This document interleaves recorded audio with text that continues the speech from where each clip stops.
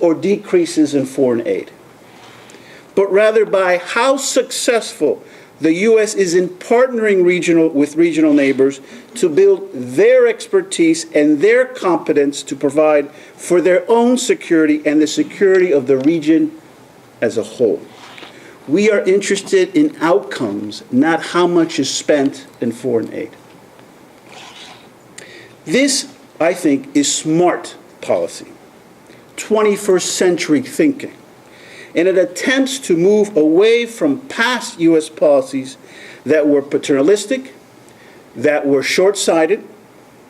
A secure and prosperous hemisphere is intrinsically linked to the well-being of the United States. What happens in the region and their ability and capacity to respond to those threats contributes to our own prosperity and to our own security. And this administration, the Obama administration, is committed to doing what is possible to further the self-sufficiency of our neighbors. Second myth. The myth is that the Obama administration's focus on partnership is naive, misguided, because it diminishes the importance or it precludes U.S. leadership in the hemisphere. Now, it is true. The President has emphasized on numerous occasions that the U.S. seeks partnership in the region on equal terms, with no senior, no junior partners. It is true that our approach is one that recognizes the unprecedented interconnectedness, interdependence of the Western Hemisphere and the world in the 21st century. And therefore, it embraces a new era of engagement. Recall the President about a year ago talked about a new chapter in engagement. Not a catchy slogan, but a principle that is based on mutual respect, common interest, and shared values. It is also true that, and again at the Summit of the Americas in Trinidad and Tobago about a year ago today, or 2 days ago, President Obama emphasized that there are numerous areas of mutual interest in the Americas that demand collective action. And one of these areas, the area that I deal with, is of common security. It's not the only one, but it's the one that I tend to focus on every day. Now, security threats in the Americas tend to be transnational. And we would therefore be remiss to not convey our commitment and pursue policies that increase interoperability. How do we work together? How do we communicate together in the field or in the environment? And that leads to cooperation and the need for cooperation across the board. Again, it's worth repeating. The transnational challenges, the challenges of the 21st century, whether we're talking about illicit trafficking, natural disasters, require multinational responses. As Secretary of Defense Gates noted in his remarks in November of last year at a conference in Canada, he said that natural disasters and arms and narco trafficking are among the biggest concerns in this hemisphere. And here I quote, require an uncommon degree of coordination among the national security, homeland defense, criminal justice agencies of our governments, as these threats do not fit neatly or discreetly in some 20th century organizational box or chart. End of quote. Point here is that our efforts have to be not only multinational, they have to be interagency, whole of government efforts.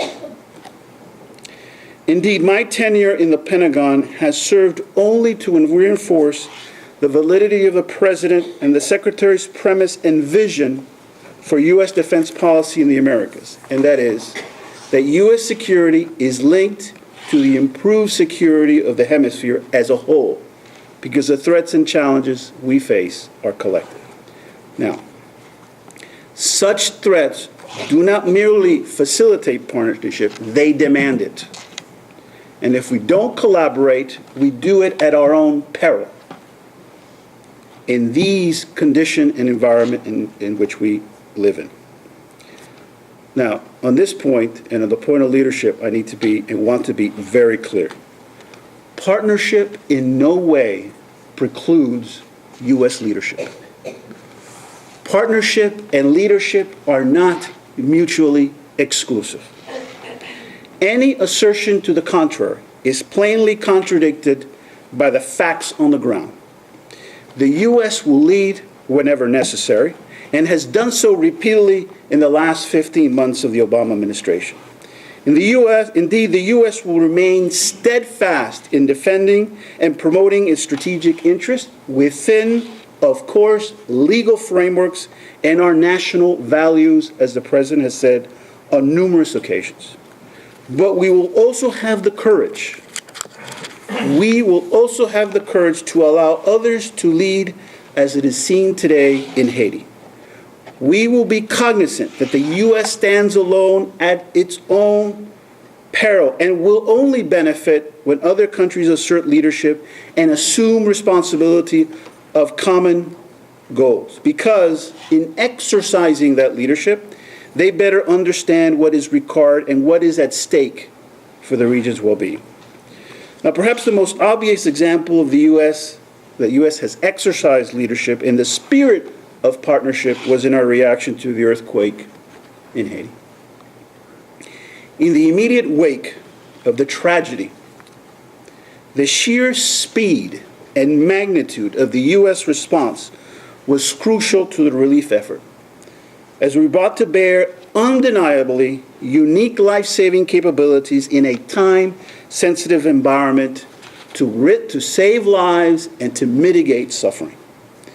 However, the U.S. also demonstrated its capacity to work as a partner by collaborating closely with countries such as Brazil to enable MINUSTA, the UN mission in Haiti, and others, to provide relief and to mitigate the Haitian people's suffering. In the process, the region as a whole has stood in solidarity with Haiti and simultaneously developed valuable experience in responding to a catastrophic natural disaster that requires, and I repeat, multinational cooperation and coordination. Let me give you another example of U.S. leadership and partnership working in tandem. And that is the Caribbean Security Initiative. Again, in Trinidad a year ago this month, President Obama exercised that leadership by recognizing the need to contribute to a collective and multinational approach to the problem or the challenge of illicit trafficking. Committing the United States to strengthening cooperation on security matters in the Caribbean basin and pledging roughly $45 million to get it started. The entire process has been conducted in a spirit of cooperation, and we expect that it will be launched later next month. The Caribbean as a whole is consulting closely with us as we work together to develop processes and frameworks that identify our respective and collective strengths and weaknesses. This is a truly regional effort in which the input of all countries involved is being incorporated into the Caribbean Security Initiative as successful as possible. But it is important to remember that it was the President's vision, initiative, and resources that got this going. Furthermore, Caribbean leaders deserve special praise for their political courage and leadership. It is no easy task to recognize that the only way to effectively combat the unlimited resources and reach of drug trafficking organization is in creative approaches to cooperation, such as focusing on air, maritime, and land domain awareness, understanding the space around their countries and their sovereign areas. And they have striving to find mutually agreed upon standards for operating procedures, increased information sharing, etc. And that should be, I think, recognized. Okay, myth 3. And that's the coup in Honduras. The myth is that the coup in Honduras was a defeat for the Obama administration. Obama administration's engagement strategy, because it's position was inconsistent.